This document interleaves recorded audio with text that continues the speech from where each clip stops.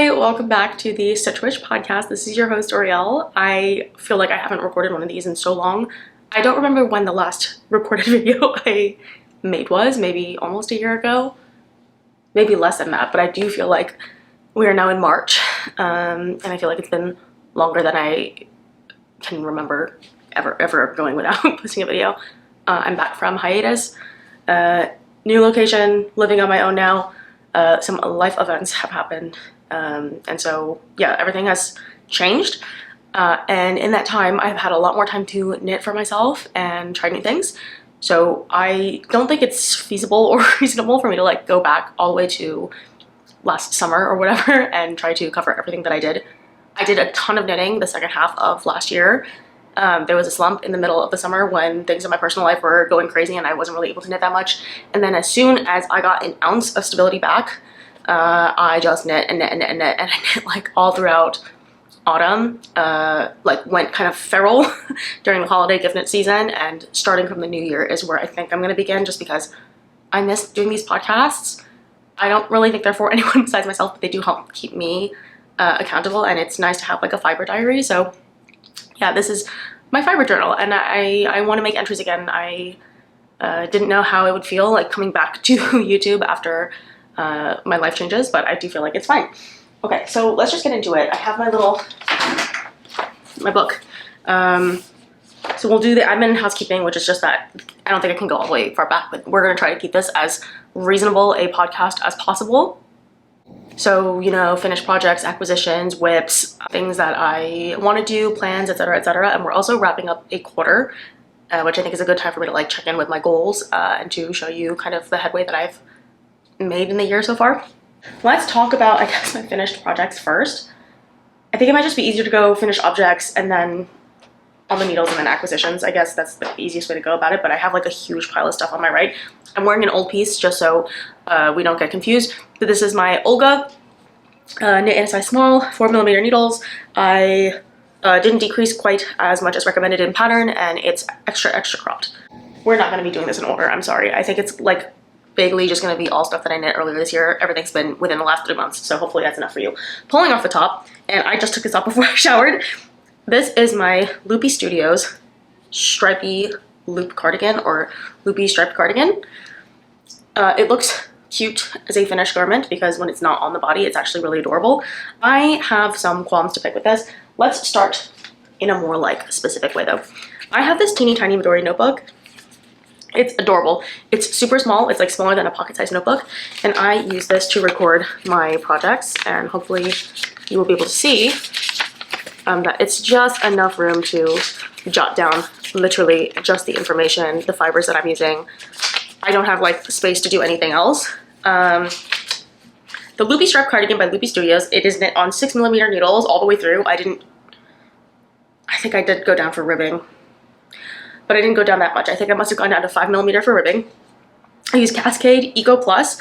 This yarn was used from Stash, and there are cast on and cast off dates. I made it within a week, so the 15th of January to the 27th of January. I modded the buttons. So in the pattern, I think it says like knit a buttonhole for every third red stripe or for every third color A stripe, and I knit it for every second color A stripe. And I got the buttons free from a secondhand circular economy thrift store, so I donated a bunch of stuff and they said you can leave with a bunch of stuff, so then I left with a bunch of buttons. That was a really cool excursion. If I have the room to dig around my files and like find some footage of that excursion, I will insert the photos or videos of that here. But this comes in a few sizes. I think I knit size 1 or size 2. The reason why I have qualms with this is not because I don't like the design. I don't have a figure that's super conducive to just like plain raglan shaping where every single section of the raglan is the same. So when you look from the top, it's like 1/4, 1/4, 1/4, 1/4. It's all even, and I need something like short rows to raise up the back and leave room for the front because, you know, my bust is a certain way and it cuts the armhole like super deep in the front. It just didn't look that good on me. So the fit on this is not great. However, in terms of wear or cost per use, this definitely will be the #1 thing that I knit all year. It is extremely unprecious to me because I don't like the fit. I don't like that the yarn pills excessively. I wore this like once or twice and the whole thing was just covered in pills. I actually recently bought a new depiller because mine, the battery in mine like went kaput, so I had to replace it. And since I got the new one, I took a shaver to this and it looks a lot better today than it did before, but it was looking extremely rough. Like the whole thing was looking like this. I mean, no, not even, because I just shaved it and this is what's been left after I shaved. But you know, you can see like these big pills not showing up on camera. I sound crazy. They're not showing up on camera. What happens is these pills, especially the red ones, they get into this like soft blue and it muddies the whole thing and the whole thing starts looking kind of grayish and I don't like that. Also, the buttons that I originally wanted, these are not the original buttons that I wanted to put on here. I did like the mix and match effect, but I chose a bunch of buttons to match specifically this blue and red combo because I wanted bluish, grayish, and red / mahogany buttons. And it was a really, really beautiful lineup. I can maybe find a picture of that in my stash. In my library. Everything is my stash now, my photo library, because I was really particular about how I wanted things to look and I didn't have a needle with a skinny enough eye, or the width of the needle itself ended up being too big for many of those buttonholes, which was extremely frustrating because that was the vision. Now thinking about it, I'm glad that I didn't use those buttons because I can recreate something like this with a different pattern. I don't know which pattern. Maybe the Olga jacket would be cute. I do want to knit my favorite things, maybe like blouse 25 or something. I don't know what the number is. Blouse 24. It's basically the Frankie sweater, but similar. So it's the raglan cut, but it's a skinnier kind of look. I love this color combo. So I knit this really, really quickly because I wanted to wear it to Vogue Knitting Live. And I was invited with a friend to go. This is a friend that I made at my local knit group, and we just like really hit it off. Like nothing in common. She's like an older middle-aged Polish woman and I am notably not that. And it's so funny if you see us together, it's like, what is their relation to each other? Like you wouldn't even think like, oh, that's her mom, right? So it's really funny like when we go out together. But she invited me to Vogue Knitting with her. She had gone I think several years in a row and she thought that I would like it because of our yarn tastes. And when I went, almost every interaction I had there was someone complimenting me on this sweater. So I think like the effect is striking, but I'm just really disappointed in the structure and the fit of it. I liked it because it was really easy, but given what I knit now and what I know, I wouldn't mind doing some more short row shaping or doing, I don't know, compound raglan shaping to get a shape that I really am happy with. So I don't want to throw out the baby with the bathwater and say that I don't like raglan shaping in general. I just want to say that this particular kind of very, very simple raglan construction is not for me. It makes for a fantastic looking house coat, but hopefully you can even see like the front and the back, like that difference is astronomical. Like it just drapes in such a way that the back really needs to be risen up a little. It just looks absurd. And then when I wear it and then my boobs stick out, it's just like the other way around where it looks like this. Like it just never fits nicely. But because it doesn't fit nicely, it feels like pajamas. So I wear this almost every single day and it gets a lot of use. It's tied with this garment. I was going to make a video a while ago called like Stripe Marathon because almost every single thing that I knit was stripes up until a point, and you'll see that next. So that's number one. The next thing I have here is the Salty Sailor collar, and I didn't even bother weaving the ends in because I don't like the way that this came out. This is a cute little collar scarf. I love the idea. And I love the execution. Like this is so cute and I can't wait to knit another one, but I don't like the way that this looks. From the back, from the front, Salty Sailor collar, 4mm needles. This is made with Yarn Bee hand-dyed sock in the color lilac, the Lion brand cotton yarn in, I don't know, but it's from Stash. And I made this in like 5 days. Again, one was from Stash, a secondhand yarn, and then the other one has just been kicking around for a really, really long time as scraps. I don't like this for several reasons. The reason why I didn't even bother weaving in the ends is I hate the color. Hopefully you can see just right off the bat, it's doing absolutely nothing for me. It's really dull. It's somehow colorful and dull at the same time. Despite it being literally 3 different colors, I just feel like when I put it on, it just looks like gray. I don't know how we managed to turn green and lilac into just gray. I was inspired by a Trader Joe's Jeju matcha instant drink. It's pink and green and then like a really, really dark, rich matcha color. And I thought it was so gorgeous. And originally those were the 3 colors that I wanted to do, including this contrast trim. And I got to the end, and that's when you crochet on this last trim. It's supposed to keep things from curling. It's not, it's still curling. And even with the bright cobalt, this thing just looks so dull and drab and sad. And I don't love the way that this curls in no matter what I do to block it. I think it's fine because it's a, you know, it's supposed to be like a little skinny scarf, but everything about this just pisses me off. I like the idea of doing this crochet band. I've never done that before. I've never used crochet on the edge of knitting, so that was a very interesting technique for me. And the pattern does specify what to do in a corner and how many stitches to pick up for vertical or horizontal sections, which was nice. I just don't think that it worked because it's still curling. So despite this being all wool and being really nice, or wool and cotton, and the materials are nice and the drape is nice and it feels fantastic, and it actually took me 4 separate times to make this. I cast this on so many times in a row because every single time something went slightly wrong and I was frustrated. So I think emotionally this has been tainted. Physically it's also just like not doing anything for me. I don't enjoy the way that it looks, even though I think it was a really creative project and I like the idea of doing a striped version. I like the idea of doing a solid version. Everything was a good idea. I just didn't like the execution. So maybe I will revisit this in a different color palette, but this one was definitely somewhat of a, like a true fail for me. Or maybe not a true fail, but like a D, because fail would be like I couldn't finish the project, and D is like I finished it, but I don't like it at all. And I can't even say that I get to use it around the house. So that was frustrating, and I am really angry that I did that. So immediately I jumped to my first Teti Lutzak. Teti? I think it's Teti. She has a YouTube channel. Really, really lovely, very sweet. And I found this Nivalis scarf. I love this thing. I think it photographs even nicer than it looks. And I love this thing even more because I made it with a lot of silk, like a ton of silk. I bought this blue yarn for myself for Christmas. It is, I wrote it down in my little journal. It's Juniper Moon Farms Moonshine, which is 40% alpaca, 40% wool, and 20% silk. And the lilac was used in stash. So this is made with Biscotte fibers, Albus, 50/50 merino, and silk. And I think these colors just ended up looking really cute together. Again, I just think this color combination suits me a little bit better. This one feels lovely on the skin. The only problem is that it's using Estonian inlay color work, which it was a new technique to me, and I feel like I could have been a little bit tidier, but that's something that you as a knitter always feel about your work, and realistically, like, no one in your life is ever going to be like, well, I feel like this was slightly loose. So I'll show you up close how it works. Is that these are really long floats on the right side of your work as opposed to on the wrong side of your work.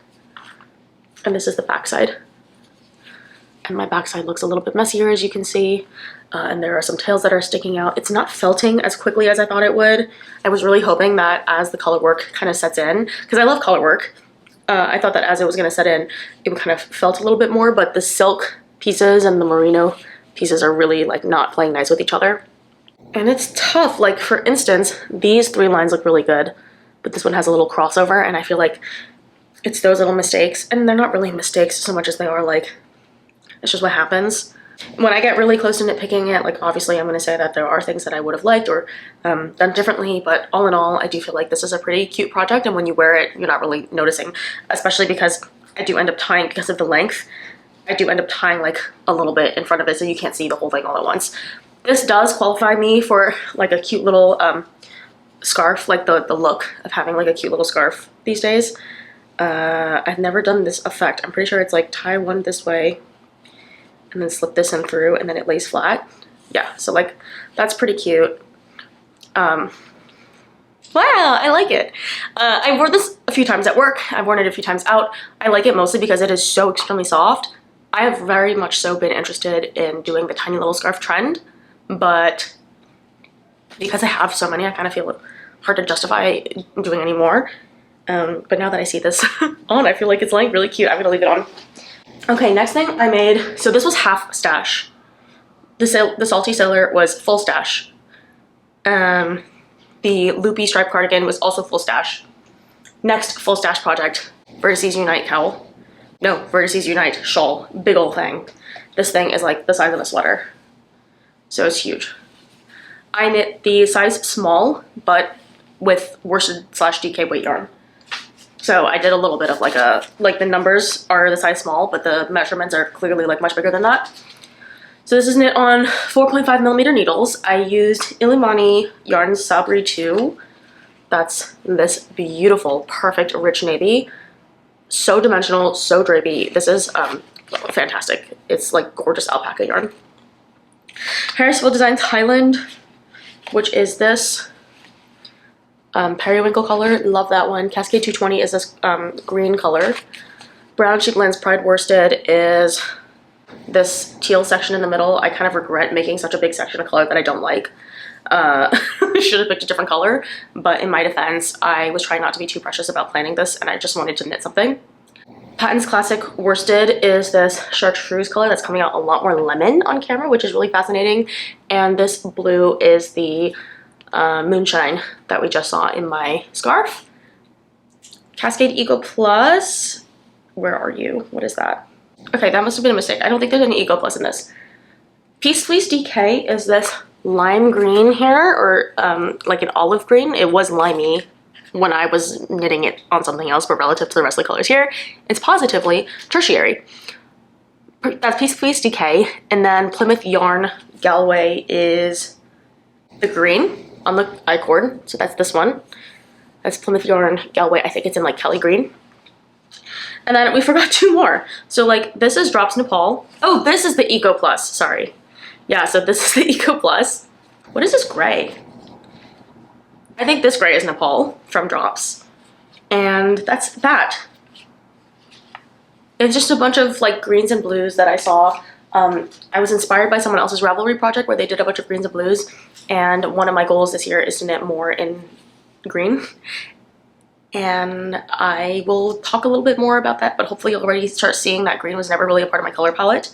And I figured I have a lot of different scraps that could work with green. And so that's this. It is fantastic. I love this at work because it's nice and big and it's garter, so the squish is unbelievably nice. We are now out of the coldest months of the year, and so like as of today, my window is open. It's 47 degrees outside. I cannot fathom this. We just had our first blizzard of like 10 years just now, like last weekend. So it's quite fascinating what the weather is doing. Obviously, I know not to get my hopes up. This is fall, spring for sure. And I do think the coldest months are behind us, but spring is somewhat of a perfect season for shawls because you can wear shawls as your kind of outermost layer. And that's why I do like making shawls, which is why my next project is amazing. This is a fun project. This is the Monet version of my pressed flowers shawl. Now, if you've been on my channel for whatever reason, you'll know that my very first, like, wow, I'm really knitting it, project was the pressed flowers shawl in navy and pink. Actually, the Illimani alpaca that was just in that last shawl. I did background color navy and flowers on top, pink with a little bit of a rainbow mohair. My mom visited my apartment during Christmas time and saw her to-be gifted Christmas knit and was like, is this the thing that you're making? What is it? And I told her and she was like, I don't want that. Just don't make it. Don't bother. I'm not going to use it. Don't waste your time. Don't waste your money. And I couldn't do anything about the money and time. So like that kind of sucked and it was sad, but I guess in retrospect appreciated that she told me that she didn't want it because otherwise it would have been sad. But on her way out, she saw my pressed flowers shawl and was like, ooh, but I like this. Could I have this as my Christmas gift instead? I said, yeah, but like, don't you want something special? Do you want me to make it for you? Like, whatever. And it had a few mistakes in it, which like for my first real knitting project, I didn't really mind the knitting mistakes because, you know, it's kind of nice. Like I remember not slipping a few stitches and the pattern was really confusing to me because there was a provisional cast on and I didn't really understand the bind off process and the blocking process and everything was just really new to me as a beginner because that's what it was. And mosaic was itself really difficult. Doing color work flat was really hard, and this particular pattern actually has you do, so color work, not really because it's not two-handed, it's not stranded color work, but you are having to read charts and flip them emotionally, like backwards and forwards for front and back pieces. As a third project or whatever, I remember that being really hard, and so that piece was really sentimental to me, even though it had so many mistakes in it. But as a gift, like I wasn't really feeling like it was like that good of a gift, but she insisted that it was fine. Wasn't in her regular color palette, got home and then was like, oh, actually it's not the color palette that I like. And so being foolish, I suggested I make her one in colors that she liked. And I made one and it's gorgeous and I'll show you the picture of it here. It's stunning. It's a really beautiful rich dark blue with the brightest, richest orange you've ever seen in your life. It's made with Gapard Kid Silk 5. Never used that one before. I used like a Wool Dreamers yarn. It was amazing. It was a beauty to knit. I really enjoyed knitting it. I knit off gauge just to give it like a good drape. And she loves that one. So now she has both of my pressed flowers shawls. And it's cute because she hangs them. And whenever I visit, I can see like both of them hanging basically on the stair banisters. But this is mine, and I finally finished it like literally recently. And I knit it full length. I knit it in some crazy yarns. Let me see if I can find where I wrote it. I didn't write it down. Okay. Emotionally, this was half scrap, and I don't remember. That's why it's like hard for me. I don't remember what this pink is. I know it was a German yarn. I know it was sock yarn, and I know it was on clearance when I bought it at my local craft store. I know the teal parts were supposed to be rainbow. It is hedgehog fibers merino in Down by the River, and the mohair silk also in Down by the River. This was a buddy knit with a friend, and she moved to Texas, and so we've been bonding by like doing stuff on FaceTime and like virtually shopping together. And one time she was on Wool & Co. and she was buying yarn, and I saw Down by the River, and we both like freaked out because the color is exceptionally beautiful. It has all these blues, greens, teals, and like a little bit of pink. Absolutely stunning. When I got the skein in person, it was like very, very different from what I thought it was online, which was definitely disappointing. But now that I have it and I've worked it up, I like that it's more tonal than anything else. I feel like otherwise it would have been even more chaotic. And granted, I knit this like this on purpose. Like I like that you can't really see what's going on. I like that you kind of have an impression that there's a pattern, but you really have to get up close to see all the details. And it just really reminds me of a beautiful Monet painting. And I love the colors. It reminds me of one particular painting that I am very fond of. So yeah, softest thing ever. Tons of drape. I knit this to pattern, except I didn't do the border repeats. I just ended up doing enough knitting until I got to the end, and then I just bound off with the designated sewn bind off. Yeah, I clearly haven't worn it out because I still need to like bind this off. I don't know exactly how that happened, but yeah, I definitely am going to do a photo shoot and go outside and like do a whole thing because I am really proud of this one. It was definitely a slog by the time I got to the very end. We were dealing with all of the stitches on this side. All of these stitches, all of them, every single one, all the way down. And seam. So like that was a lot of stitches to have on the needles. I had to buy the longest freaking cord that Xiaogu makes. Floats on the back look really good. And this was just like a big piece for me. It was emotional. I ended up really enjoying it once I realized how challenging it was the first time. Like the first time I made this was really hard for me, and the second time I'm making this, it's not so hard.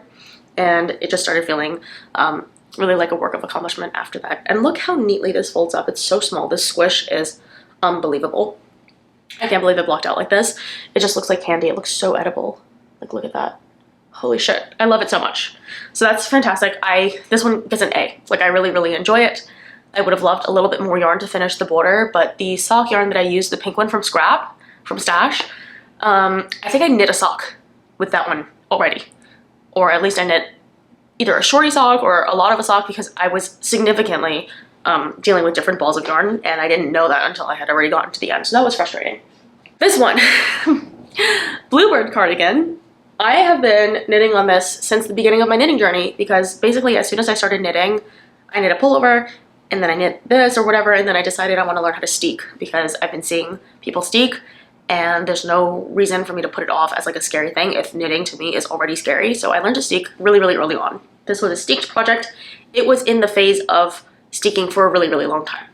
Like I had finished the body, and then for a while it took me, I was stuck on Sleeve Island for a long time, and then finally we got off Sleeve Island, and then we were on like Button Band Island for a while. And that is because I wanted a good number of buttons for this middle part. I think the original pattern maybe had 5 buttons, but I'm a busty girl, and I do find it very, very frustrating when there's not enough buttons to hold everything together, especially like in the fullest bust area. And that's just a problem that I've had for a while. And when you knit, you're able to fix those things yourself instead of having to do like invisible snaps on the inside of your cardigans or whatever. That's what I used to do as a kid. And now it's done. I don't really count this as like a stash or not stash. Like this is such an old project that it doesn't even really belong in here. But this, if you must know, is Lamb's Pride worsted, or like Brown Sheep Farms Lamb's Pride. and then the worsted is the weight. And there's the pale pink, and then the chocolate. I bought both of these yarns at Rhinebeck in 2023. So a while back, but it was like $5 a ball. These buttons were free buttons from that secondhand supply store from that first trip that I took. So everything was nothing new to finish this. And my classic matching pink thread. So I don't really love the fit of this. I feel like the sleeves are a tad too short. One time recently I read or I watched a video where someone said their sleeves just seem to shrink over time. So like they'll knit a sweater to the length that they think it should be. And then weirdly enough, like 6 months later, the sleeve will kind of shrink up. I experienced that with this, piece. I wore it recently to go shovel 3 feet of snow, my car out. And I found that it was just like hitting bracelet length. And even the Olga, like you can see, if I lift up my long sleeve shirt underneath, like it, as I move around, it just gets a little bit short. So I think I'm realizing, yeah, I need to knit my sleeves long, like longer than I really think. I think they should be uncomfortably long, and then they'll shrink up a little bit. And I'll show you what that looks like in a different garment, because every time I knit a sleeve and I think it's done, you want to knit a little bit longer. You want to knit a little bit longer. But I do like this. I like this especially over a skirt or a dress, because the body is cropped, but a little bit too cropped for something like jeans. I just feel like it's showing way too much top and bottom. Like, if it's for jeans, I like it to be maybe an inch or so longer. But I don't really mind circular yoke on myself. I think that is an interesting takeaway. I originally thought that I didn't like circular yoke because my first and most common exposure to that was the Luma pullover by Sari Nordland. And that one I feel like is uncomfortable, maybe because the short rows are not tall enough. But yeah, this one is a success. I think it looks very heritage-y. There is a mistake on it. I'm not going to point it out because I don't remember where it is, but it's on the colorwork chart somewhere. Honestly, I feel like for a first-time colorwork chart, it's not that bad. Oh, I found it. Yeah, there's like one extra thing of brown here, but like realistically, no one cares. So I'll show you this way. For a first-time colorwork chart, I feel like it looks really good. First-time steek, no problem. My whole thing is just like pick up the button band and finish both button bands before you cut. And then you won't lose anything and it'll be fine. I didn't put grosgrain ribbon on the inside, and I didn't reinforce with a crochet hook. I've since steeked a lot and I never reinforce anything. And I've never had any problems. So that one I would give like a B, mostly because I do like the pattern. It's a color scheme that I don't wear a lot personally. I would make this pattern again, maybe in a different color palette, but there's so many beautiful circular yoke garments that I feel like, and a lot of them are free. So the practicality of like using my yarn on another project again, when I have so many patterns that I still want to knit, seems low, but I have no problem knitting it again. It was a great fit, great project. I would just lengthen the sleeves next time. The next chronological finished object, I guess, would be this one. Now in February, I wanted to knit a Valentine's Day sweater, and I wanted it to be pink, and I originally wanted it to be pink and red, but then I thought, like that's really, really Valentine's Day-y.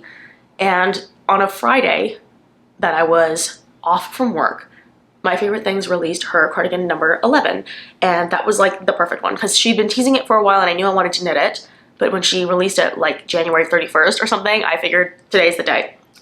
Look into the yarn stores that carry the yarn that I want because I knew what I wanted. I wanted Wool Dreamers Moda. Great, my local yarn store has it, or one of two. The first one closed, so now I only have one local yarn store, which is tragic. And I missed their closing sale. Anyway. Okay, so my local yarn store has it. Oh, and there's a semi-annual sale today. So I dropped everything. I went to the store. They had it. They only had 3 balls, even though their website said they had like 20 in stock. The lady who ran the store had to go home and pick up the balls for me. She said she had it. She went home. There was only 3. So then I bought all 3 of those balls. I then immediately went online and ordered another 3 balls of yarn from a different store because Wool Dreamers is now on maternity leave. And so whatever is being sold is just whatever's on the market. You cannot order online. Like they're not updating their stock basically. And on top of that, there's like tariffs and trade stuff. So I just knew that if I wanted to knit with Wool Dreamers Moda, I had to do it immediately. And this was during the early peak of the Baba craze. Not like commercially, but like when knitters were thinking about what yarns would be a good substitute. This was when people were talking about the spin and the loft and like woolen versus worsted spun. Ozetta was having a really big moment. That rooming raglan sweater was having a really big moment. And I wanted to knit something like that. But when I saw this pattern, I really couldn't get it out of my mind. So here comes the cardigan number 11. I had some of this in stash and some not in stash. So up until now, every single thing that was in my pile was pretty much stash or half stash. Like that, the shawl was half stash. This was also maybe half stash. I had some old mohair lying around, this pink mohair that I was holding with my sweater. And it was a really great excuse to use that pink yarn because I didn't know what else to hold it with. There was an original project that I was working on that I no longer liked. And so it was just sitting there, and I got home and I went, oh my god, I guess this does count as like a half stash project. And it was great because the gauge worked out perfectly. Everything about this was great. I decided to do a little bit of a trim because I liked the idea of the trim. The buttons were also from stash, again from the same store. I love these buttons. They're like really cute spiral buttons, and these are actually cutouts. They're not, it's not a print, it's like an actual laser cut or whatever. I don't know how they do this, but shiny cobalt blue. I had exact matching yarn from stash, and yeah, I sewed on all new tags for my new projects, and I've been color coordinating them. Yeah, everything about this was really exciting. This was the first time I had done a double knit button band, like not just double knitting straps or double knitting hems, but actually having to put buttons in the buttonhole, the button placket. And so I did the no cut method where you like bind off a bunch of times, then you cast on and then you yarn, whatever. Like, it made sense after I read the instructions a few times. But when I first came to that instruction where it was like, you're gonna do this, you're gonna do like short rows, you're gonna turn back around, I was like, oh, this is too confusing. I just wanna, I so badly just wanna do like knit two together and like just bind off like whatever the like really, really ugly kind of buttonhole is. But I persevered and I didn't take the easy way out, and now my buttonholes look amazing. They're like seamless. Look at that buttonhole. It's like finished on both sides. It looks really good. Like, I was talking to my friend who crochets, and I'm like, this is like my pièce de résistance. This button placket took so much yarn because it's double knitting, and then it's two sides, and I was so worried that it was going to be too thick because now you're dealing with like so many layers, 4 layers of fabric all the way across like this. I don't know, man. I also, so the one thing that I did was I must have done the math wrong because my top button is not in the middle of my collar. Like, ideally it would have been like one up. I don't mind having a double button up here. I actually think it's really cute, but there's something about it that I did wrong, maybe. And I must have sewn the buttons on wrong because they're just really loose. Also, this bottom one, I don't like how low she has that first buttonhole, so I just took that whole button out because I really hated the way that it looked all the way at the bottom there. I just thought it looked so goofy, like so far down. I would have done it like slightly higher if it were me. I would have done it just in the middle of the ribbing. Like, I don't think it needs to be all the way at the bottom of the cardigan. Maybe I'm crazy, but I just felt like it caught on stuff, like the sweater would fold over because it's also quite oversized. And that's the other thing. I knit a size 2. The body is extremely wide, and then the sleeves are not. So I would love to have size down, or at the very least, maybe the next time I make a cardigan number 11, if I remake this pattern at all, I would maybe even take some stitches and put them on the arms instead. But this was a continuous sleeve. So the first time I had ever, like, I had no clue what the hell was going on. The construction of this was really, really interesting. Contiguous? Yeah, I think this was a contiguous sleeve construction. You make it, it's not a drop shoulder, so it was really interesting. It has a drop shoulder effect, but this is not a simple drop shoulder seam. So I ended up knitting, I bought 6 balls of yarn because that's what the pattern told me to buy. Not in absolute, it didn't recommend this yarn, but in terms of the actual yardage and everything, I bought what was recommended. I ended up using 4 balls of yarn. So, and this happens all the time. It happened again with another sweater, 2 of them. I think I just use a lot less yarn than recommended. And you know, if you have like, if you do the yarn estimate and then it comes up as like 5.4, I will usually buy 6 balls of yarn because I don't want to have like 5 balls of yarn and then run out because I played yarn chicken. So I always round up. I'm thinking next time I should just round down because I'm getting to the point where I always have so many balls of yarn left. Again, maybe this is normal. People do say they have like 1 or 2 balls of yarn left. I think if you're only buying 6 balls of yarn and you have 1 or 2 balls of yarn left, that means that like the estimate is not accurate. I don't want to have like more than a ball of yarn left. that's like, wait, like you should just have 1 ball maximum, ideally scraps of a ball. Maybe that's a really hot take, but considering I did so much of this in another color, I just don't think there needs to be that much scrap.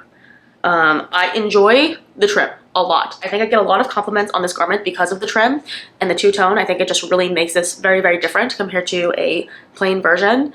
There are a ton of really beautiful versions of this cardigan online, but when I made this, I was one of the first people to like make and finish and post it on Ravelry because I had done it like a madwoman. I finished it in like 11 days. But I would not, this is a pain. Doing ribbing, like this was a nightmare. This situation, you wish you could have seen my ends. I think I had like 12 ends coming off of this. Button band, pick up, start, stop, ribbing. Then you had to do like the intarsia twist to make sure that like the stuff doesn't mess up. I did do my Italian sewn bind off, so the double knitting and then the sewn bind off at the end, and I think it looks really good. I took notes on what I ended up doing specifically.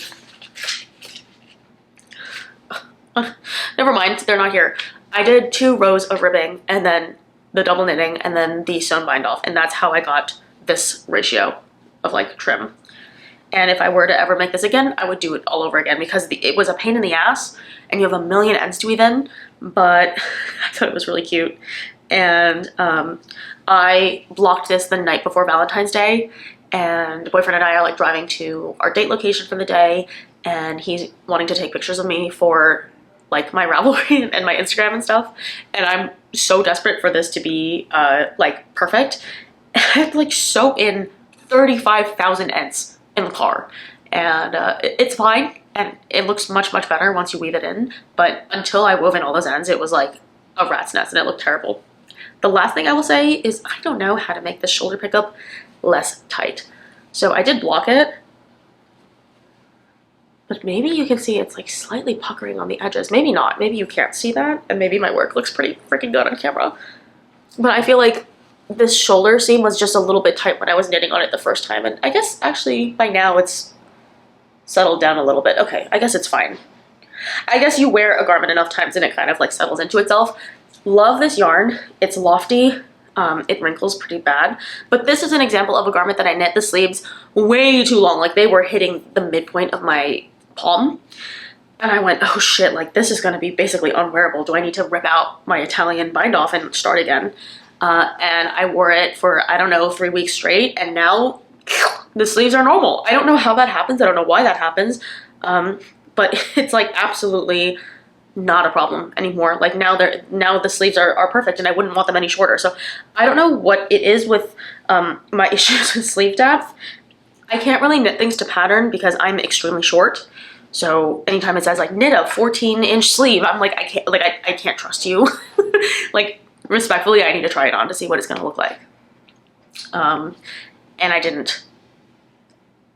I don't know what happened, but I remember when it dried, I was so worried that it was going to be too long. And this was post-block and post-dry. But even after that, something happened as I wore it, moved around. Maybe it was like the wrinkles shrunk up a little bit, and now it looks really normal. So it is what it is. Next finished object is my Nordic blue, also with a matching little tag. So this one is missing the ribbing because I'm still undecided on what to do with it, and maybe you guys can help me out. But this is not in my regular color palette. You'll see that this is somewhat of a warm green. Not my best color, I'm very well aware, but I tried to pick the least bad color for me. Like, I wanted a spring green. I wanted vengeance for that stupid matcha sailor collar, and it was very expensive vengeance. I wanted a strawberry matcha vest because I was drinking a lot of strawberry matchas and I really had a kick for them. And, oh sorry, let me go backwards. The stash in this was really only the mohair and then the buttons. So that's it. Everything else was new. And the blue I had from stash, but the pink was new. This one was pretty much like some of it was stash, but it was like a very, like, again, even less than last time. Buttons were stash. The fluff in this was stash. The pink in this was stash. And this pink was from the cardigan. The green was not stash. The green was where this got really expensive. I bought Jameson Shetland Aran on Wool & Co. And this is in the color Leprechaun. I was originally going to purchase the recommended yarn from Rama, but I felt like the green that I liked was really warm, so I didn't end up choosing that one. I chose a slightly cooler warm green, and it came out really good. The first version of this vest that I made, I don't have it here, but I turned them into pot holders. I felted the vest and I cut out the little graphic section because I just wasn't gonna wear it and I wasn't gonna finish it, and I didn't like it. But this time I really enjoyed the overall look. However, I felt like my row gauge must have been really off. I don't check my gauge for any of these things. They're just so oversized already that, like, realistically it's gonna be a little bit oversized or a lot of it oversized, it's fine. I've just learned to increase my short row shaping by like 2 or 3 repeats. Anytime there's a short row indication, just do more because I have a big bust. There's a huge difference that I need to compensate for, and I don't want to do bust cup shaping, so I just do more short rows. And then for that kind of similar effect, I also extended the armhole a little bit, not enough. So I think it was either my row gauge or it's the bust thing, but this armhole to me is like slightly tight, and so I don't know what kind of finishing I want to do on it. Right now it's just kind of like rolling in on itself, and it doesn't look that messy actually, it's fine. But I'm debating whether to do a folded over, like a folded over hem, or to do ribbing that matches the 2x2 on the bottom and the top, or just to leave it, because I like how in the original pattern it kind of goes down a little bit. I think that's kind of cute.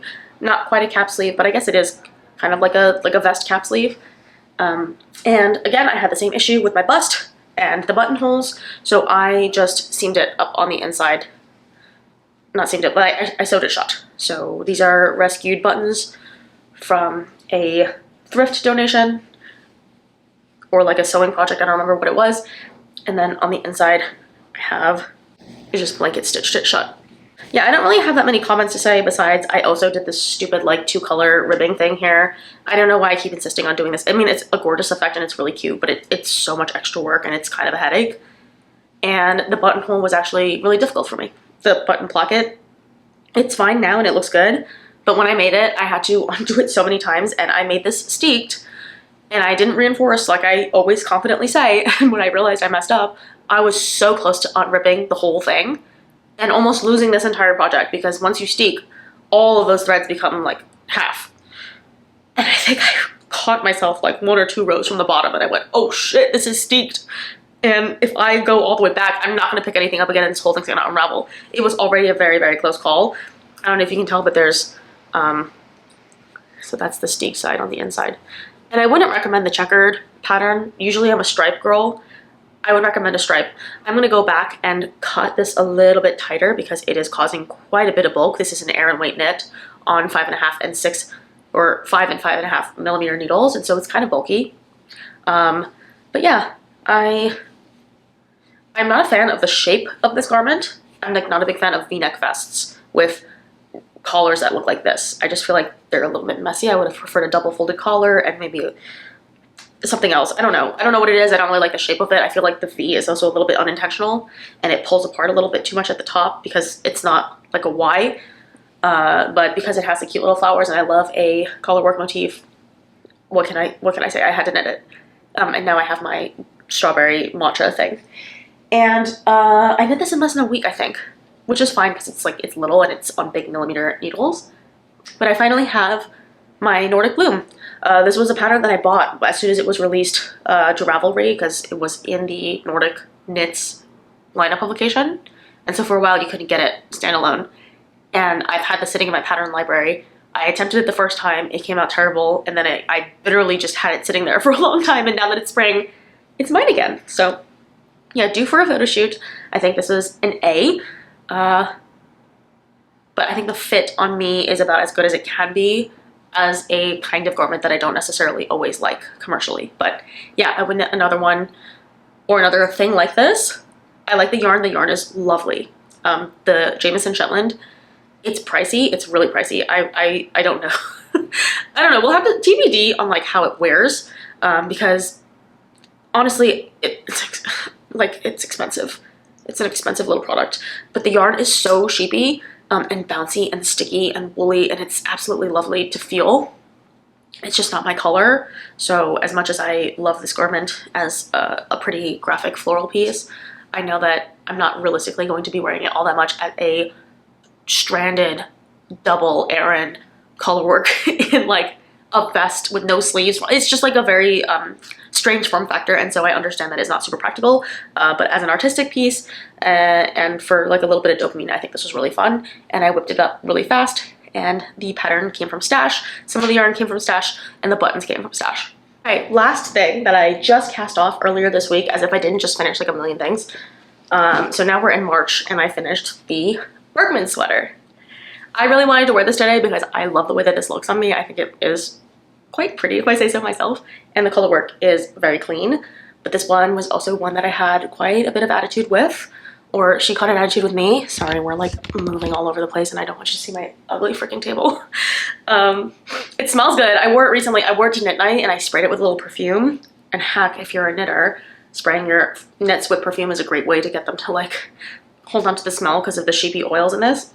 This was really, really fun. I was on a Caitlin Hunter kick, clearly, because I knit 2 things in a row, and I kind of want to do another one like right after this. Color work is just so addicting. The thing about color work is I have to like not be doing anything else or be beholden to anything else, because once you put me on a chart, your girl loves a chart. It's real fun. This one I have always wanted to knit because it looks pretty in the pictures, but I never saw one in the wild until I started going to knit group. And one lady in my knit group has one in navy and white, and I thought the navy and white looked really good.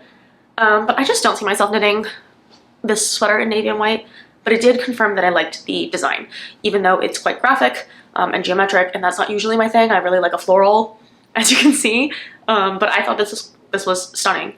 And I knew I wanted to knit something with this color scheme when I saw a Super Celine knit in this bright electric kind of true blue, not electric blue, but I guess like a really nice cyan. But not very warm cyan. So cerulean, I don't know what color this is. It's like a bright cornflower blue, like a really, really bright saturated cornflower blue with not a lot of white in it, but there definitely is a white base. And the knitter that I follow did it with a really, really dark brown. And I figure I could do a dark brown and it's more interesting with a dark brown, but I think a black would suit me a little bit more just because most of my wardrobe is this color scheme. And it's done. I knit this off gauge, like severely. I knit a size 3 on 4.5 and 5mm needles instead of, I think, 4 and 4.5mm needles, just because my Luma pullover was knit at that gauge and I just felt like it was a little bit too thick, especially worsted weight, and going into spring I wanted something a little bit loosey-goosey. And so I did the color work at the top with a 5, and then the body is just Cascade 220, so I went back down to a 4.5, and then the hem and everything I went back up to a 5, and then maybe I went down for the bind off, but I don't really remember. For the sleeves, I did the color work I picked up in 5s instead of 4.5s, because I keep hearing, oh, you want to do the armholes a little bit looser because your small circumference tension tends to be tight. This tends to be the case, right? But for me, I found out after the fact that I can really feel the difference between this 5 and this 4.5. So I actually don't think I'm going to do it anymore. It doesn't make a noticeable difference, but emotionally, I don't like that it's 2 different gauges. Like something about that, just like, it feels like I like skipped a step for no reason. Yeah. And then, yeah, I don't really think there are any other details. I should tell you the yarn. The yarn is Galway Sport, this one, and it's the bright poppy blue held with knitting for Olive Soft Silk Mohair in poppy blue. And the gray is charcoal. It's Cascade 220 in the color Jet, which you can't see here because the camera is pretty intense, but if I hold it up to you, hopefully you can see it's actually like a dark, dark heathered charcoal. And it's just so clean. Not to be that person, but like, look how satisfying that is. That's the back. You can like practically see the whole design again on the back. And I don't catch my floats. I know it's like not good practice or whatever, but my floats are fairly neat and I don't really have issues with my jewelry catching or anything. Like occasionally I'll feel the threat of something catching, but considering this is all natural wool, I think it'll press down together. All of my other colorwork pieces pretty much just like fell down and I don't really have an issue. The issues I did have with this, okay, let me tell you. I did this entire top yoke in like a day, like a work day. And then I picked up the sleeve, I knit the whole sleeve, and I realized I had decreased in a way that I didn't like. So I went back and I did my own thing. I didn't really follow the pattern. I just wanted to make sure that I finished on a multiple of like 8 or 16 or whatever this chart was. That would have been the same. I don't know if it was like 8 or 12 or whatever, right? I just wanted to make sure that my final number was going to work. So the sleeve was already done twice. Then I did it again on the other side. And I hadn't remembered what I did on this side, so the second sleeve ended up being okay. Now we're working on the hem. I knit and reknit this hem like 4 times because I read the chart wrong. And there's decreases before you get to the chart. And every time I ripped it out and started over again, sometimes I would remember to decrease again, and sometimes I wouldn't remember to decrease again, but every single time I did the chart wrong. And I went back and I realized it was because I was straight up reading the chart wrong. There is a double section of charcoals here that I wasn't realizing because, you know, you have to create this grid. It was just ridiculous. The number of times I had to finish this hem off was, yeah, like 4 times. I was so close to just like tossing this entire thing, but I'm glad I didn't because this actually might be my favorite sweater ever. I love how striking it is. Anytime I wear it, I get so many compliments on it. And I've really only finished it for like a week now, but every time I wear it, I get compliments on it. And people don't believe that I knit this, but it is perfect. Like the size of it is perfect for me. I just think that this is fantastic. I have no regrets. People are like, oh my God, this yarn is so soft. It looks so good. I'm really pleased with the tension. I'm really pleased with its drape. It is warm, but not very warm actually. So it's not a very cozy knit in the sense that you put it on and you're like, oh, I just feel so like warm and cozy, and it's heavy and it's like giving me a hug. It feels very wearable for every day in an office where the temperatures might be warm or they might be cool, you know, here and there and a little bit everywhere. But for that reason, I think it'll be really fantastic for spring. And now I'm thinking I want to knit another Caitlin Hunter circular yoke sweater in exactly the same kind of color combination, or not color combination, but like yarn combination. I want it to be like a 5mm color work knit because I feel like it's really perfect for this weather where you want something breezy, but you do want a little bit of like something. So that one is definitely A tier, maybe even S tier. It's perfect. I love it. It does suffer from the issue where I feel like the sleeves are going to shorten up on me. This is a good length sleeve. Like, look at that. That doesn't look cropped at all. And yet when I wear it, when I move around, it does the thing where like it lifts a little bit. I don't know. Maybe I just need to be knitting my sleeves significantly longer than I think they should be to really get like a nice cozy sleeve effect. Okay. That's all of my finished objects since January. No, there's like gift knits, but they're little things, so I don't even feel like that's worth mentioning. Now we can finally move on to WIPs. I need to take a break because I've been talking for over an hour, and then I'll get back to you guys with my WIPs. Celsius mixed with chia seeds, game changer. Also, I just got off the phone, very upsetting news, so if I like am significantly less excited in this half of the video compared to the last one, that's why. So we finished all of my FOs of the year. I'm honestly really proud of what I finished. I did knit like a madwoman. But now I have WIPs, so let's get into those. I'm just gonna pull from my pile here. I don't have too many WIPs. I'm also gonna grab some hibernating WIPs just so I can show you for the sake of posterity what I'm working on this year. First thing I have is a Hannah V-neck from PetiteKnit. I lost my shorties. I don't know where they are. Like, it's pretty devastating because the shorties are pretty important for my sleeve knitting and stuff. But right now I just have a short cable and then half a shorty set going on here with just like a shorter 4-inch as opposed to the 5-inch needles. But this is tough.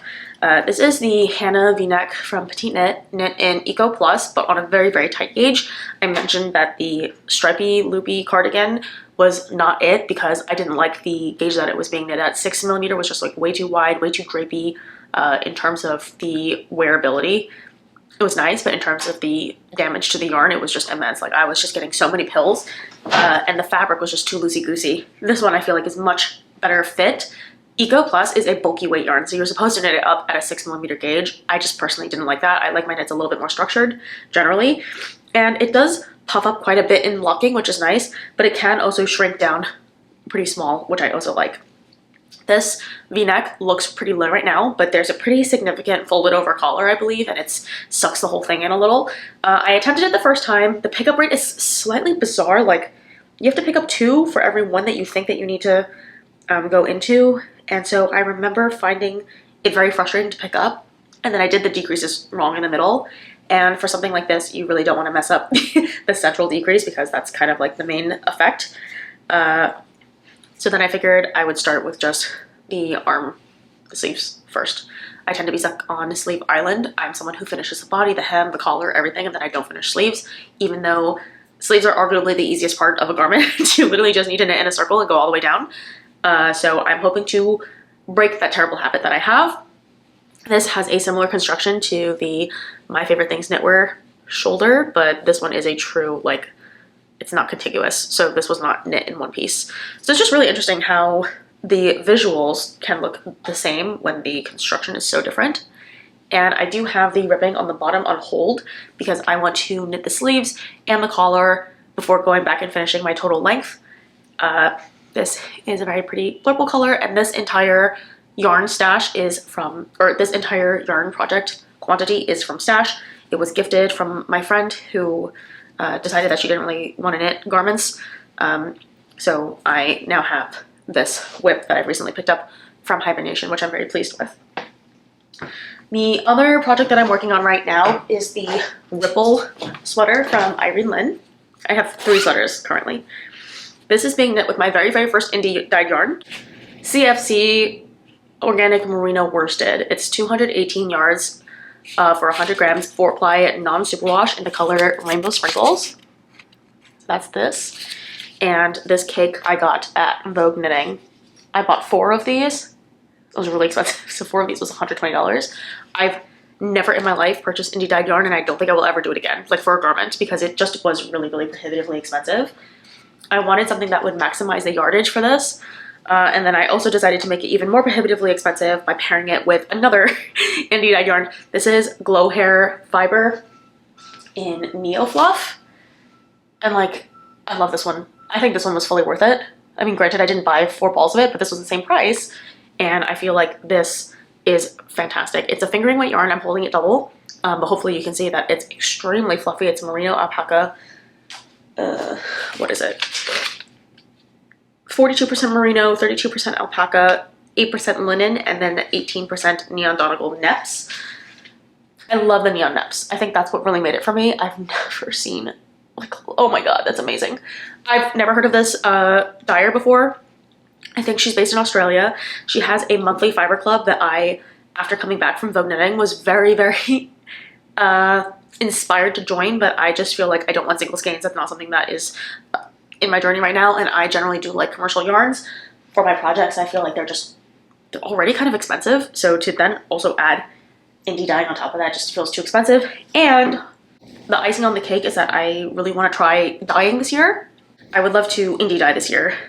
I would love to dye my own yarn this year, and so I feel like, not that I don't want to buy indie dyed yarns, but I was watching a video recently. Norman from Nimble Needles put out a video talking about whether or not indie dyed yarns are worth it, and he said pretty much quality-wise, they're going to be the same. What you're paying for is the artistry and the talent and the labor of someone who is dyeing that yarn. And so as someone who has a very clear handle on what she wants, I figure let me try dyeing my own yarn first, and then we'll go backwards and see if I want to do indie dyed yarns again in the future, because they are just prohibitively expensive for me, and I tend to be like a bottom of the barrel shopper for most of my yarns.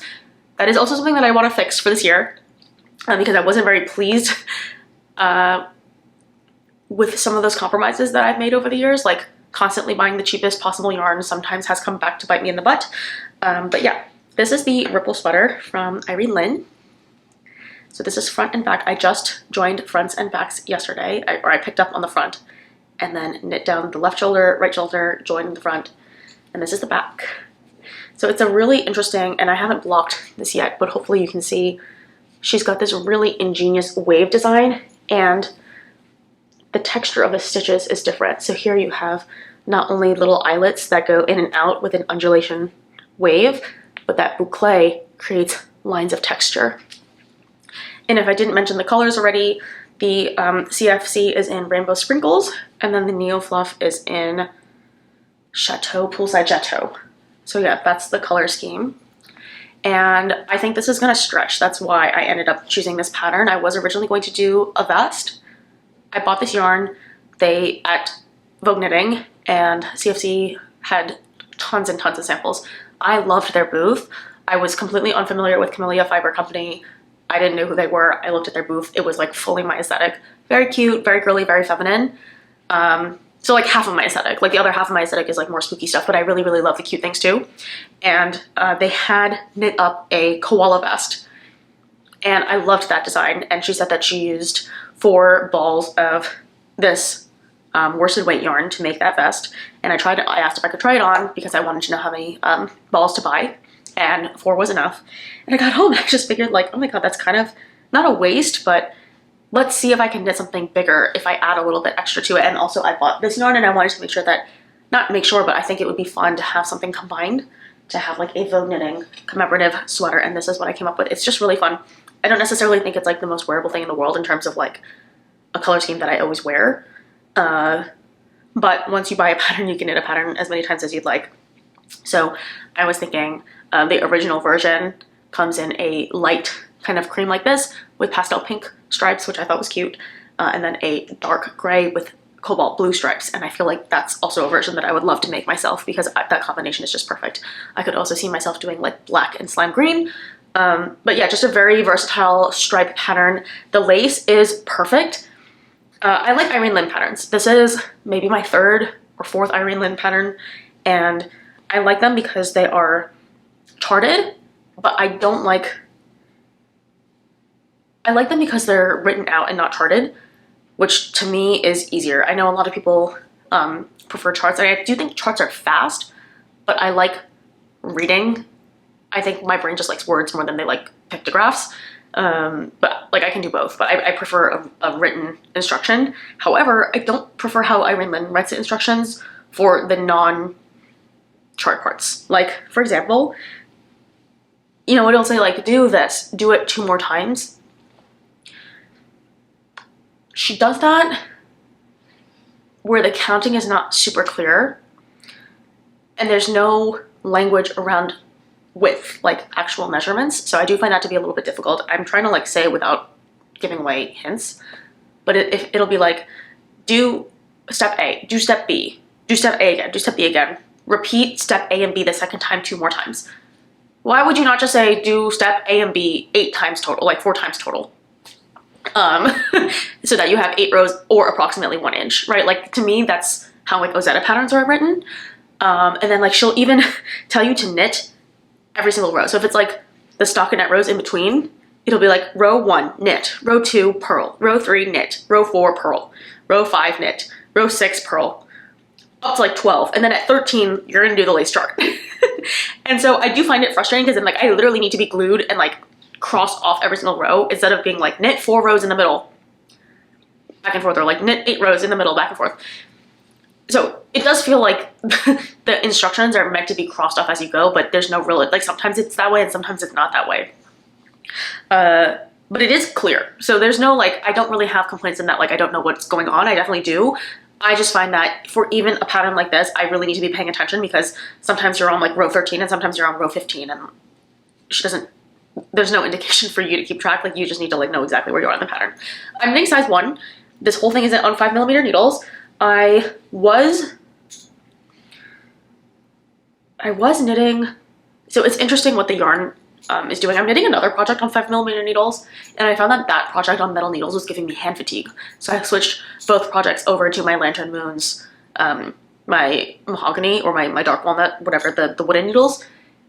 And then as I was knitting on the wooden needles for both, I realized I didn't want this one on the wooden needles, just the other project. So the 2 5mm sweaters knit in conjunction are really showing me the difference between fiber and needles and like your comfort, I guess, like varying depending on the texture of what you're working on and the stitch patterns and all that stuff.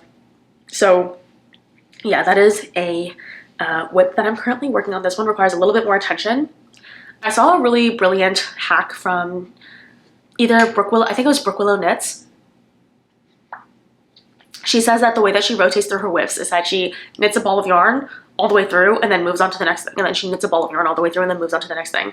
And I think I kind of do that, but instead of knitting all the way through a ball of yarn and then moving on to the next project, I knit until I hit a mid-project block, and then I wait until that project is done drying, and then while that 24 to 48 hours is happening, I have to work on something else. And so yesterday I worked on this, and then today I think I'm going to go back to my other project, which is the Cecilia check sweater. This is a test knit for Famke from what's her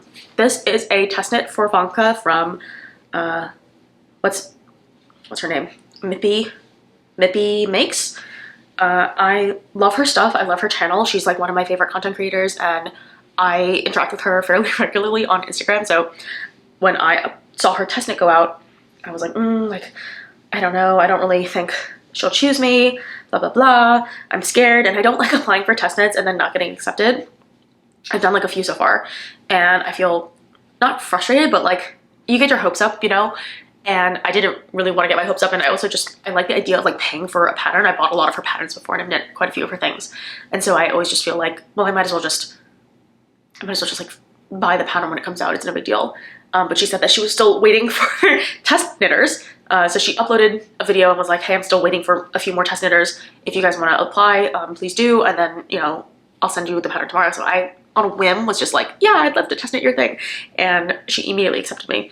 And so this is the Cecilia check. I'm knitting it in this beautiful blurple color called Softened Pansy. It is a Patons classic wool worsted. I thought this was going to be more purple because my goal this year, again, was to branch out and try some new colors. This is not that new. Clearly, from what I wear, like this blurply blue color is like not that far from what I like to wear. It's very much so in my color palette. It looked really different. In my defense, it looked really different on camera or on the Amazon listing. And the reason why I buy so much of the classic wool worsted is because it's so cheap. I bought 5 balls of this for $40, which is unheard of for, I don't know, 1,200 yards of 100% wool. And I'm assuming this is like Peruvian wool. It's just like plain wool, nothing too scratchy, nothing too crazy. This is also knit in the same kind of wool. I love this wool. It has a really bad initial pill, and then after the initial pill, it wears really well. And the sweater is coming on to a year old of almost like near daily wear. So I like this wool. It's hard wearing. This is going to be knit at a looser gauge than this, so perhaps, you know, the wear will be different when the fiber is not so tightly woven. But yeah, this is the Cecilia check. I'm knitting the size small. It is a very plain stockinette European drop shoulder with lacy sleeves. And I'll put the picture of the finished garment here. I just knit on this for like a day, and I did the back panel. This is about it, so I had to put my stitches on hold, and I'm going to come back to the front and pick up for the left front and then the right front, and then, you know, ideally join in the round and, you know, do that whole jazz. So I would love to do this today and tomorrow. I am really happy with the color results. I was between 2 colors when I was ordering yarn for this, and I didn't know what to do. So this is unfortunately not stash yarn, and the other acquisition is not stash yarn because I'll show you like the 2 options that I had for this garment. Both of them I ordered in from Amazon because I knew I had to start relatively quickly. She accepted me on Monday and I wanted to get started that week. So I had no time until next weekend to go shopping in person for yarn. And so I figured I know this yarn works on 5mm needles. I didn't want to carry it with mohair because it's springtime. I knew I wanted a little bit of the eyelets for the breeze. And so I figured, like, let's just go with a yarn that I know that I love working with and just choose a color that I've never done before. So yeah, it has this really cute broken rib on the sides. There's not much to see right now. So hopefully by next week we'll have, or not next week, but the next time I upload, it'll be done. And or really close to being done, so you get a good idea of what it is. She has a very generous test knitting window of 12 weeks, which I will not need. I will probably need 2 weeks. So yeah, I don't think you'll have to wait that long for me to show you this and to provide feedback, but I'm really excited. She always does great patterns. They're absolutely beautifully finished. Probably the most professionally finished patterns I've ever seen. I also use her sewing patterns for stuff. The bag that I did last time, this one, was one of her sewing patterns. She has schematics, she has diagrams, she has like helpful hints. This pattern is coming with a scarf as well, like a little triangle scarf, as a free, 2-in-1. And as a test knitter, I get a free pattern and I'm already like, like which one do I want to use for my free pattern? Because I kind of like collect her patterns as good reference for beautiful, elegant, feminine pieces. So very, very excited to see that one come along. And then last, I have 2 languishing hibernating WIPs. One is a Dagmar neck for boyfriend. This one, gorgeous. Like, I've never really done crazy cables. Sorry, I held it inside out. Dagmar neck, gorgeous. Like, look at that juicy cabling. I'm not one for cables. I find charts to be, again, difficult. I know how to read, it's fine. Like, I can read a chart, I'm not stupid, but it is like, for some reason, really mentally taxing on my brain. And I don't know if I have it in me to pick this up again. Like, he's a big man. He's like 6'2", and like it needed to be bigger, so I did it on bigger needles and I knit it longer and bigger, and there's a lot of he likes turtlenecks, so I'm like, okay, like I'll make you one of the necks and it'll be turtleneck, but you have to like go all the way up. What I might do is just pick up the turtleneck and start doing ribbing just to get some momentum back, because this is tough. This is knit on 4mm needles, so not after all that winter knitting I did, this is absolutely tiny to me. Fisherman's wool in Nature's Brown. And it's rustic, it's woolly, it's like not scratchy, but it's not particularly soft. And I think it's gonna be a beautiful piece when it's done. I don't know when I'm going to finish this, because this is, it's a lot. It's a lot of cabling, and I don't love cabling. I'm not even cabling with a needle. I can cable needleless cable. So in terms of like fatigue, it's not because of the cabling, it's really more of the charts. And at this point, I should memorize the repeat. The first time I worked on this, the first chunk was really quick. I finished this entire back chunk in like a couple days. So if I lock in, I can do this pretty well. It's just that it's not something that I want to dip into like once in a while. It's not something I want to knit on when I'm like watching TV or listening to a podcast or listening to an audiobook. When I knit on this in silence, like just pure silence. I sit on my dining table. Like, I can't be too comfy. I can't be like on my couch working on this. I need to be on a hard backed chair, feet on the ground, lighting on the table, laptop pulled up, like no distractions on the table, phone is on do not disturb, like just fully lock the fuck in, and then I can work on this. But it is quite intense, it's quite heavy. It's not an easy knit by any means, but it's also not as hard as I thought it was gonna be. Like, I knit this with like not no trouble, but like I did do it. And this is someone who doesn't knit cables like at all. I'm thinking after the Dagmar neck, maybe let's try something a little bit simpler with like smaller cables.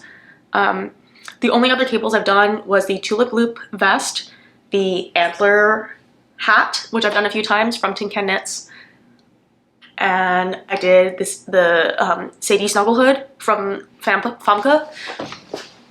But besides that, I'm not really like a cable knitter, so I'm thinking maybe I want to like practice cables a little bit more, because this was just, and this was supposed to be my practice cables a little bit.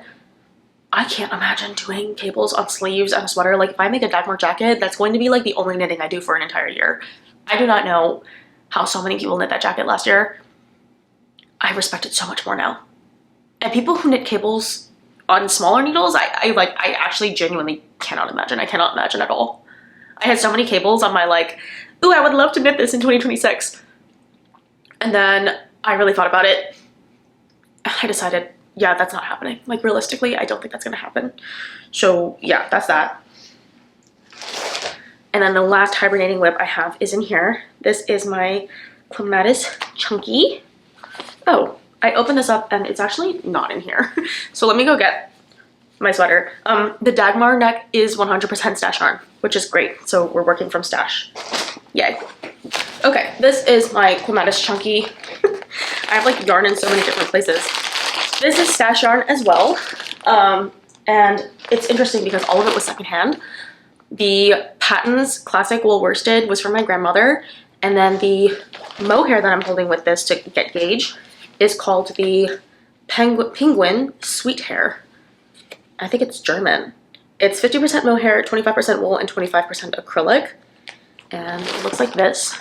I got this at a different secondhand supply, knitting supply, and it's coming up a little bit more orangey on camera, but in person it's more of like a candy apple red, a pinky red for sure, but a really bright, really almost fluorescent red. And then this is a true red for comparison. Like this one has a lot of white in it. It doesn't look as orange to me and my eyes and this lighting as it's coming up on camera, but it is as bright. So it's very, very fluorescent, very beautiful. I'm very fond of the outcome. And I really like that I managed to do that just by blending 2 stash yarns together. And I'm working on the Clematis Chunky, which is that diagonal button band sweater. Very cool. Also extremely difficult to understand. I knit, again, a matching little tag into it. Yeah, at this point, I need to like attach this front. Like I need to pick something up, attach the front to the sides. It goes like this. It's diagonal. There's like an overlapping bit that I have to figure out. It's quite complicated and not mindless. And I don't love complicated knits. I don't mind like a color work. I don't even mind a cable. This is by far worse. Like I would sooner pick up a complicated cable chart than this, because this is like keeping track of increases. Like you're doing this many increases and then this many decreases on that side, and then you're gonna have to go like back and forth, and the construction is so unique that I have no frame of reference for like how I'm supposed to create it. And so I just have to blindly trust the process. I'm notoriously also like really bad at visualizing things in my head before I can come up with a process or before I understand what's going on. It's been very difficult for me. So the last time I picked this up, I think was months ago at this point, like a long time ago. Oh, and this was my swatch. Super, super comfy. Like I really do like this. And at this point, I don't even know what needles I knit this on. I think 5.5, because I don't think I changed anything from what it said originally. But there's so much yarn in here because it's so chunky. Like the weight of everything is so chunky that I'm knitting it. I'm putting it in this like huge Kate Spade duffel, like in this like duffel bag sized dust bag. So yeah, I feel like Santa Claus with this like huge sack. But this is on hiatus because it's heavy, so I'm also not going to finish it anytime soon, and it's complicated. But I now have the regular Clematis, and I now have the Clematis Chunky. So if anyone needs Clematis sweaters, I'm your girl. Once I finish this, I will be unstoppable. But by the time I'm done with this, I won't be special because so many people have knit the like diagonal button band. But that's okay. My buttons are in stash. My yarn is in stash. This is absolutely a project from stash. And I'm really, really happy that I'm making some headway on this, even though it's like very far from being a finished sweater. That is it. I say that is it as if like that wasn't literally an hour and a half of like knitting projects. Now let's talk about acquisitions, because I have some. The first acquisition I have for you is the yarn that I was going to use for the Cecilia top, or rather it was the other option, and that is this yellowy green yarn from Patons in the color Sprout. I thought that it was going to look a lot more true neon green based on the images in the picture, but of course you can never, you know, replicate something. And even when I googled Patons classic wool Sprout, the colors did look slightly more neutral, but here I'm saying that it's like patently warm. And so I ordered a little bit of Barocco Ariel in the color Slime, which I'm hoping will cool this down a little bit so I can wear it as like a neon green. Haven't opened it up yet because if that color comes in and it's not green enough, it's not cool enough, then I will have to return this colorway because it's just not going to work for me. It's like way too yellow for my complexion. The other alternative is maybe hold it as an accent color, which wouldn't be too bad of an idea. And again, this bulk pack on Amazon is so affordable, like $40 for 5 balls of yarn is pretty amazing. And so as far as like the deal goes, I think this is a great deal. I think it could work if I held it with like a navy or something just really, really cool to offset how yellowy warm this is. But still, it's not too bad. It's not like an olive, which would have been like not attractive on me. I do think this is still like pretty close to like acid green. I just need to tweak it a tiny bit to get it all the way there. I bought some fiber. So these are some pieces of fiber that I purchased for spinning. I didn't get to spinning them yet because I'm really stressed about it. I've been spinning a different combination of wool from the same brand. This is the Oicha brand of wool, or Dicha brand of wool, and I got a like brownish mix, and it looks nice. But I haven't gotten to this one because I just finished soaking, flacking, nitty-nottying, and then skeining up a set of rainbow yarn, and I give that to a friend at work because she makes these awesome beanies, and I thought that the colorway was like so perfect for her. But that was the first time that I actually like spun and processed a skein of yarn like the proper way, and it came out really nice. Definitely the most professional spin I've done so far. And then the tensioner rope on my e-spinner broke, and I've tried to use like a million other things to stand in for that exact kind of cotton rope, but nothing has worked exactly quite like that first rope did. And so I've been having issues with my e-spinner, not working, but like working in a different way from how it should work, because that tensioning rope is just being difficult, right? Like it's just not working the way that my machine wants it to work. So those are my ideas. I wanted to do like a strawberry lemonade pastel-y combination and then use it for the jaunty. And because I know the whole idea of the jaunty right now is that you're going to spin and knit with your own yarn, and I think that would be amazing. And Andrea had said that that fisherman's rib is pretty forgiving in terms of like thick and thin. So if you're a beginner spinner, it has enough plushness that, you know, it's not going to look super, it's not like a stockinette project where like if you have uneven stitches, it's going to look really, really obvious. So I figure with the color changes and not having exact yardage requirements, this would be easier than something like a very specific sweater or a project that just requires a little bit more precision, you know? But my spinning ego has been stroked a little bit because I'm not good at spinning at all.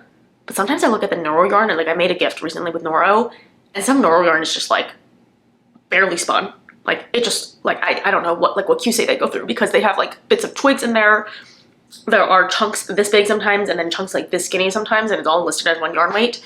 When I was really new to knitting, I loved Noro because of the fun colors and the texture and the balance and the environmental message and everything. But from a purely technical standpoint, they don't do a very good job. So yeah, that was, you know, like it was nice to see that. And then I bought some yarn for a gift, I think in like Feederbrook Farms. But they also do kind of like a fun color changing yarn, and I felt like that spin was also fairly inconsistent. So yeah, like not that I'm good, but it's also like not that anyone else is good either. Like I'm buying all this yarn for like $30, $40 a skein, and the yarn is still like really inconsistent. I would expect if I'm paying that much money for yarn that your yarn is at the very least really perfect. And I guess that is difficult to achieve. So that's that. And then the last most important and most exciting thing that I have is a haul from someone at my knit group who used to work in fashion, and she specifically worked in knitwear for Tommy Hilfiger, and she said that she had all these cones of yarn that she wasn't using anymore, and she came to knit night and was like, hey guys, just take this off my hands because I don't knit with skinny yarn. I don't want to knit with this yarn. It's all super fine merino from Italy, and take it because I don't want it. And you know, everyone took what they wanted, and I left with probably the best haul I will ever take home in my entire life ever. I know I mentioned that last time when I went to Boston, and at the secondhand store they had La Bien Aimée. I think this beats that, and you'll see why. So the first thing I got was this, my cat's feeder just went off, and so my fat little boy just like bolted off the couch to get his food because he like can never get enough.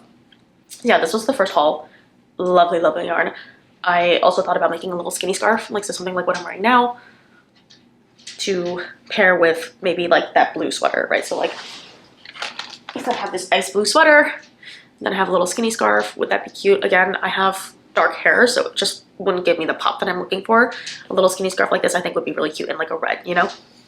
Okay, the more important parts. I have two other bags here to show you. And I didn't wind those up because, so that was the only like big yarn. Lace weight merino. It's exceptionally soft. And look how skinny that is. Hopefully you can see. Look at this. It reminds me of like cotton candy or like floss, you know, the dragon's beard dessert. It's impossibly soft. I've worked with cashmere.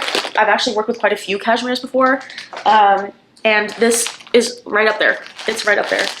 I don't know what I want to make, but I do think a lacy little thing like this as a little scarf I think would be really beautiful. And I don't really have that much white because visually white is very boring to knit with. But I think in terms of like coloration and stuff, like white is actually quite a pretty color, especially against my dark hair. I just hate knitting with white, and I hate wearing white because I stain everything. Then I got two balls this. Same thing, extremely fine merino wool and like exceptional quality merino. This is Tommy Hilfiger merino, by the way, because that's the company she worked for.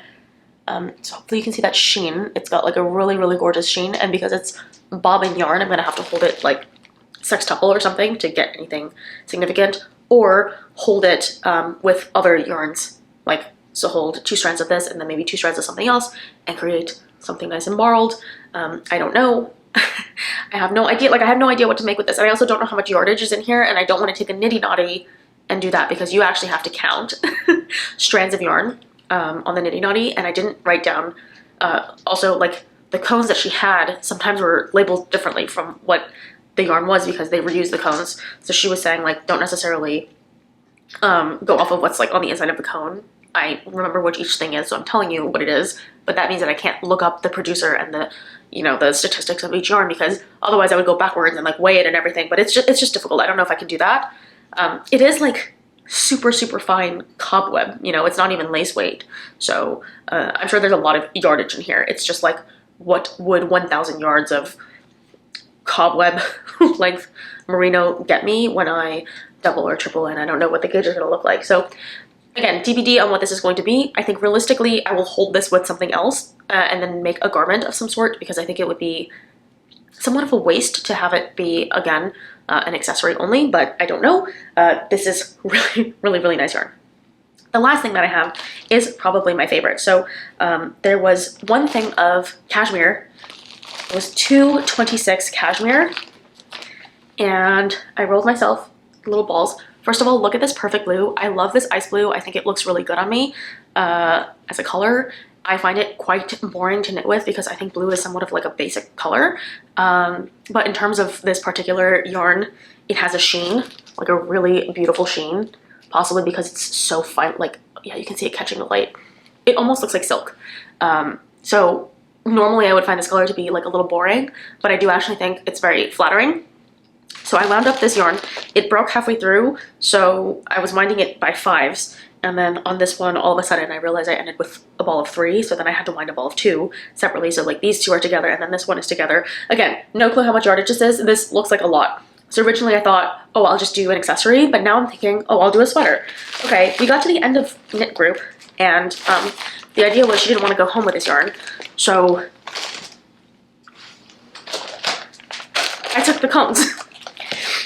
People had kind of like decided on the other stuff, and I actually do have information on this. I don't know if it's not accurate, unfortunately, because again, she said that they ended up reusing cones for other stuff. This is from the company. Yeah, no, these cones are definitely all incorrect because it says that the color is black. But yeah, I have more than enough for a garment, I think. So I'm thinking of a few different options. I wrote down some choices. So far my choices are the fern sweater from Irene Lynn, or the Millie cardigan, the peacock tee, or the plain yoke sweater. I do want something lacy because I do feel like cashmere, I don't want it to be a stockinette sweater. Like, it's not gonna wear well. It's immediately gonna start pilling, especially if I hold it just by itself. So I would love something lacy. I want something for spring. The other option was the Ourielle blouse. That one might also work, especially if I hold it with some extra threads. Like if I do, I don't know, 7 or 8 plies, I think that could work really well. I already own the Millie cardigan pattern. I love the fern sweater a little bit more. The reason why I have those 2 listed is because, again, I'm familiar with Irene Lynn patterns and her pattern writing style, and this is going to be a new process, and I'm really scared, and it's very precious. So I don't also want to incur like too many other variables that would make this potentially not difficult, but like, you know, I'm kind of a weenie, and so I don't want to try too many new things at once. But the Ourielle blouse is definitely also one that, you know, could be the case. I just want something like very loose and delicate and pretty for date night, you know, like something a little bit more dressy.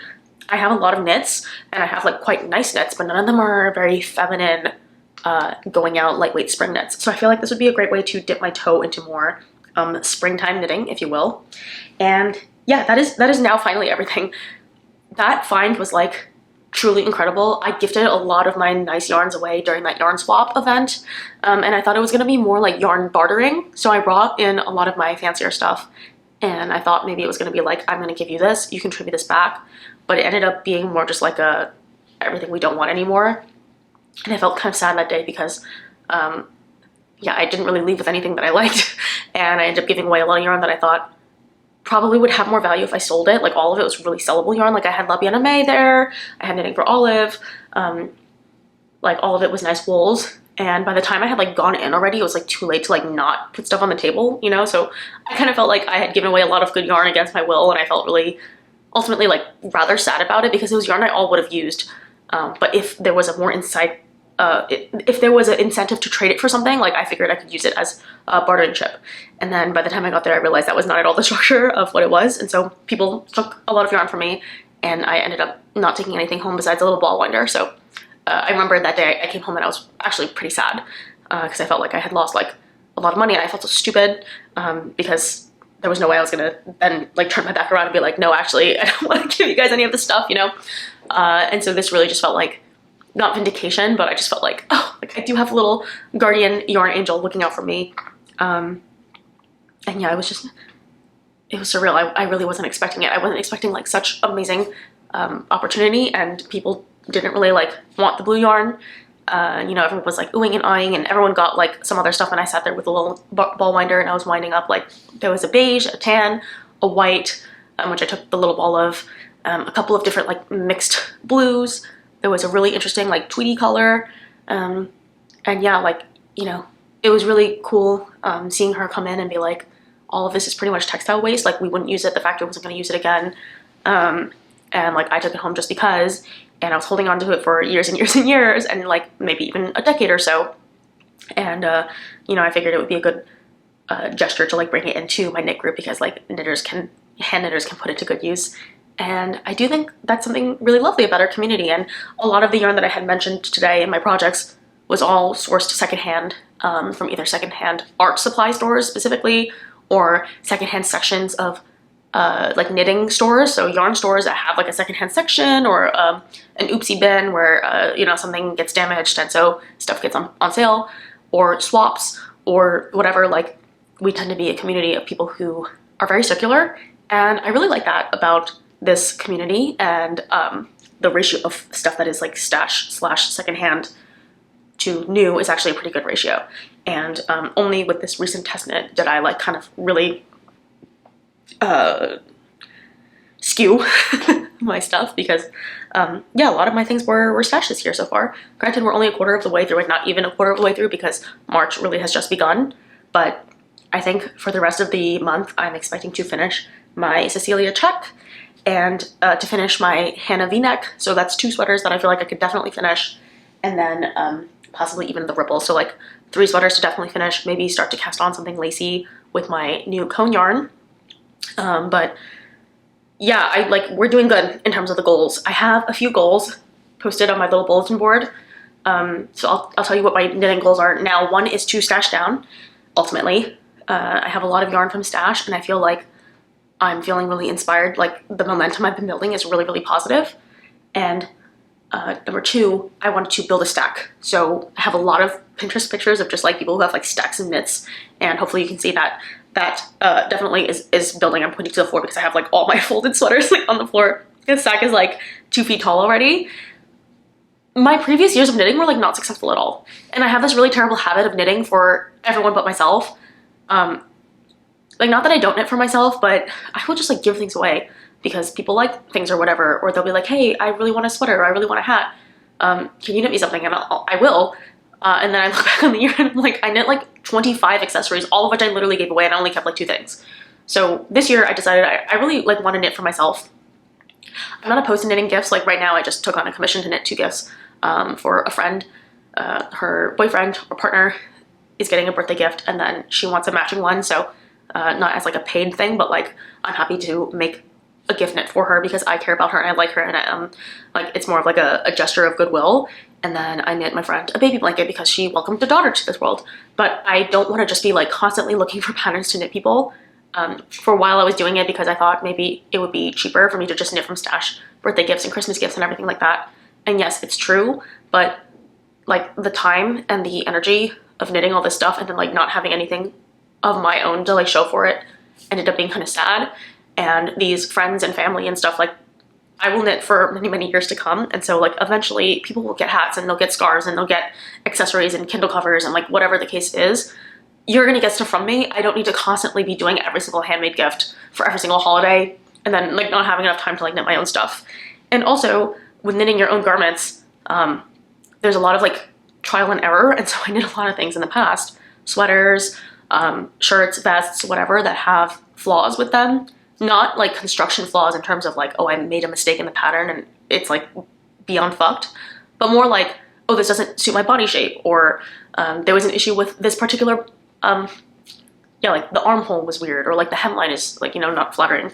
So there are a lot of things that discouraged me from continuing because I would work really hard on something and then I would have, I don't know, like issues with the overall fit, and it's very easy for it to be like, oh, it looks so good on everyone else except for me.